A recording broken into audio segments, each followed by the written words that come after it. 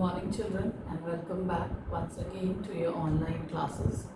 So today children, we are going to study English Literature Lesson 3, Dr. Lanyon's Narrative Part 1.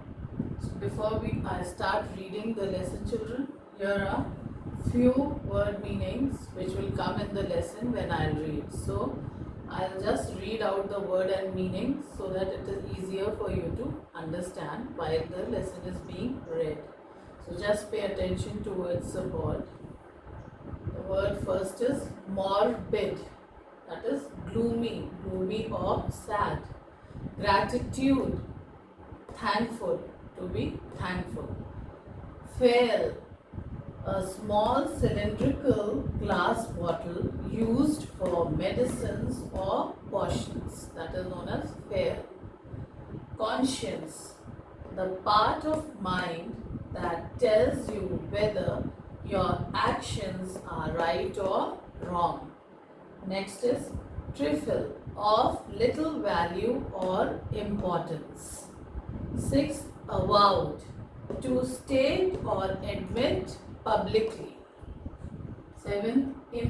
Impediment, obstruction or obstacle. 8. Summons, call. 9. Rigor, stiffness, which cannot move easily. Whetted, stimulate interest. Scarce, hardly. Apparent, seeming. Idiosyncratic, peculiar or unique. Flightly, fickle and irresponsible. Ere before. Debility, physical weakness. Incipient, beginning to happen. Acuteness, seriousness. So these are few words, but in the lesson you will come across more words and phrases as we read. So in this first part today children, I am going to read the 3 pages, that is 23, 24 and 25. Okay.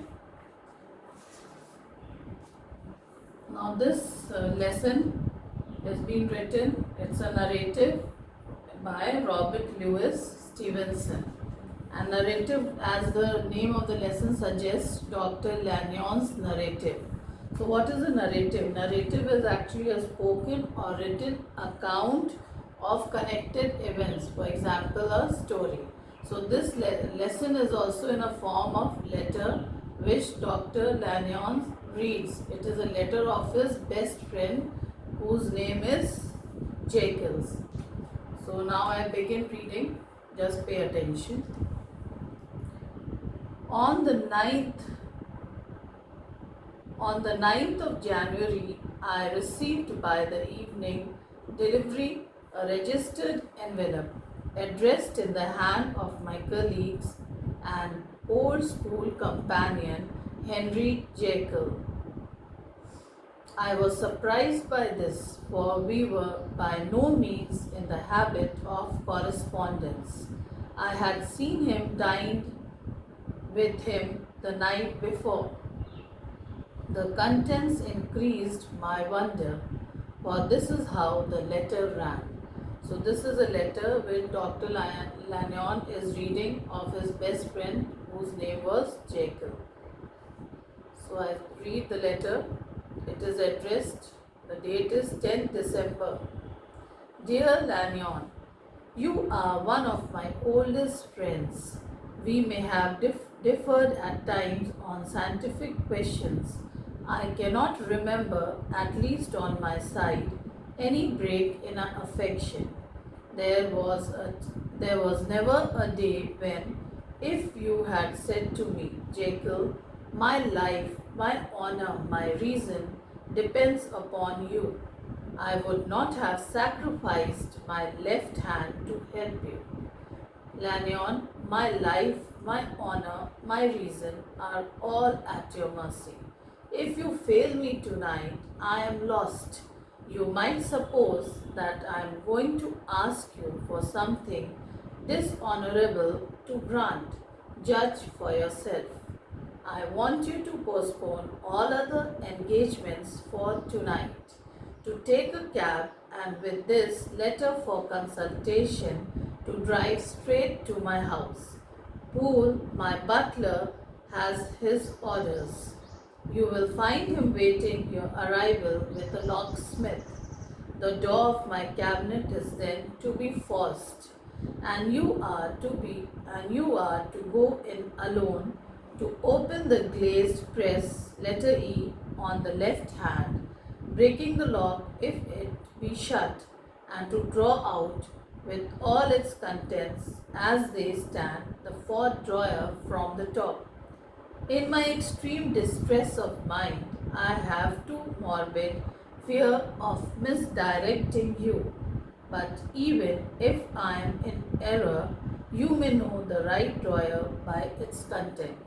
Some powders, a file, and a paper book.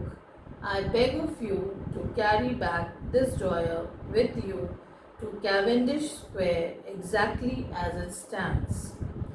That is the first part of the service. Now for the second. You should be back long before midnight. At midnight, then I have to ask you to be alone in your consulting room. To yourself, let into the house a man who will present himself in my name, and to give him the drawer that you brought with you from my cabinet. Then you will have played your part and earned my gratitude completely.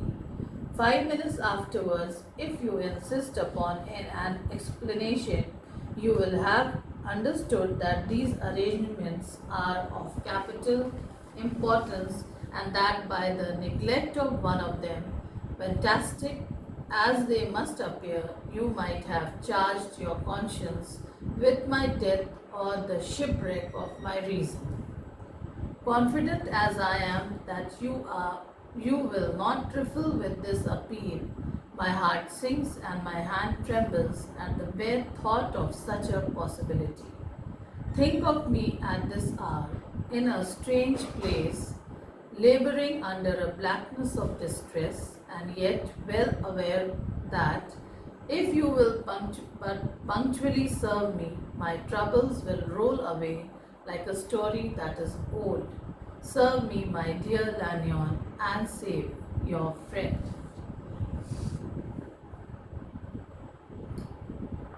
Upon reading this letter, I was sure my colleague was insane. But till that was proved beyond the possibility of doubt, I felt bound to do as he requested. The less I understood of this virago, the less I was in a position to judge of its importance. And an appeal so worded could not be set aside without a grave responsibility. I rose accordingly from the table, got into a hansom, and drove straight to Jekyll's house. The butler was awaiting my arrival. He had received by the same post a registered letter of instruction and had sent at once for a locksmith and a carpenter. The tradesmen came by, we were yet speaking, and we moved in a body to old Dr. Denman's surgical theatre, from which Jekyll's private cabinet is most conveniently entered. The door was very strong, the lock excellent.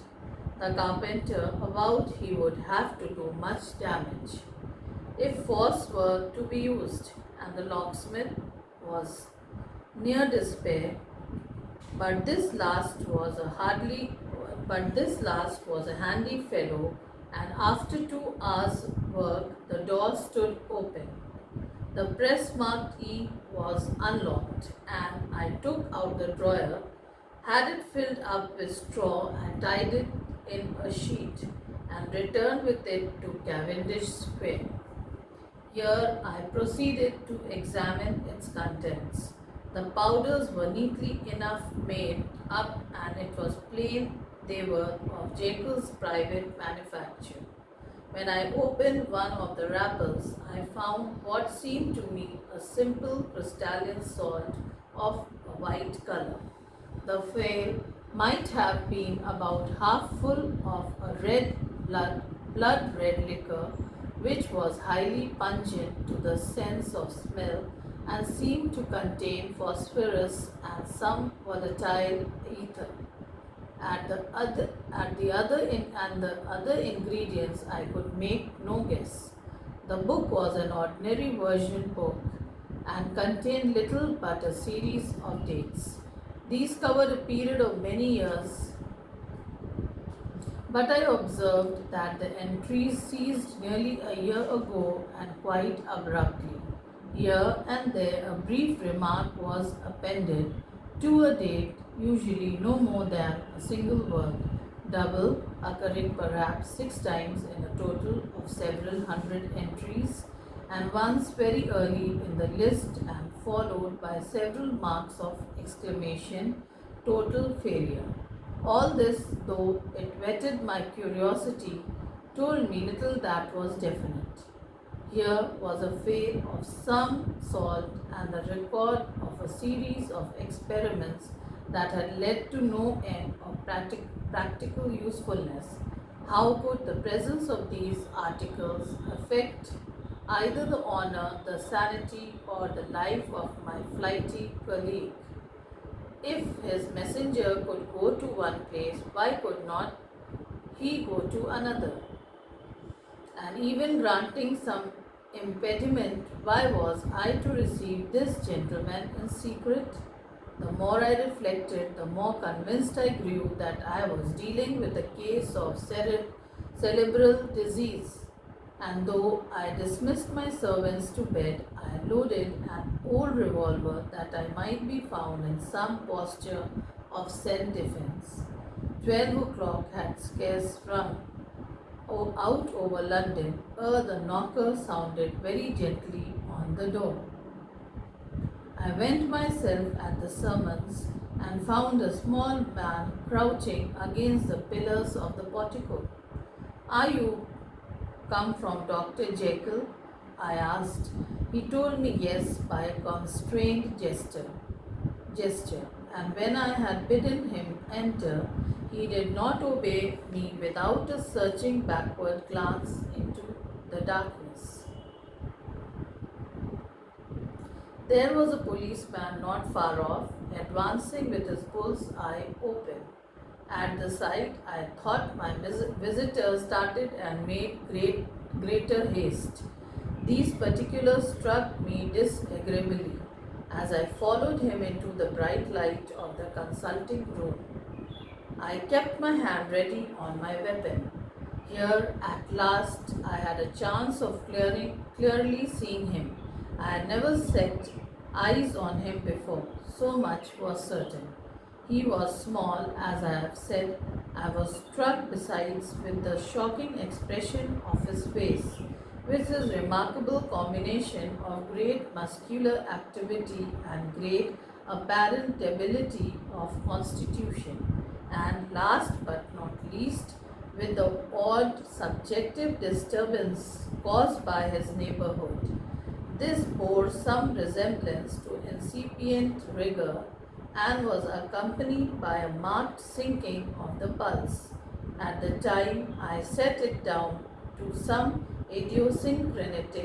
syncretic personal distaste and merrily wondered at the acuteness of the symptoms.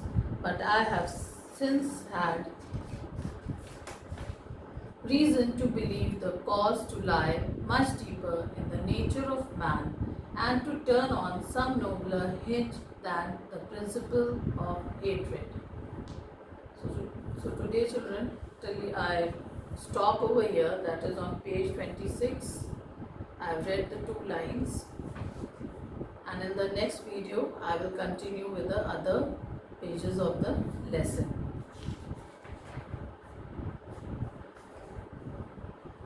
So apart from these word meaning which I wrote on the board, there are few more which will come in these 2 pages. They are, I'll read it out for you. One is shipwreck of my reason. Over here in the lesson it means loss of mind. Hansom, a horse-drawn carriage for 2 passengers with the driver seated behind. in a body, together or in one group. Farrago, a confused mixture over here. On page 25, the different other words are version book means exercise book in this case. Constraint, stiff or unnatural. Constitution, a person's physical state of vitality and strength. Portico, a structure of a roof with columns at regular intervals like a porch to a building. So these were other words apart from these words which will come in the lesson and in these 3 pages, that is page 23, 4 and page 25. So children, I'll continue on page 26 in the next video.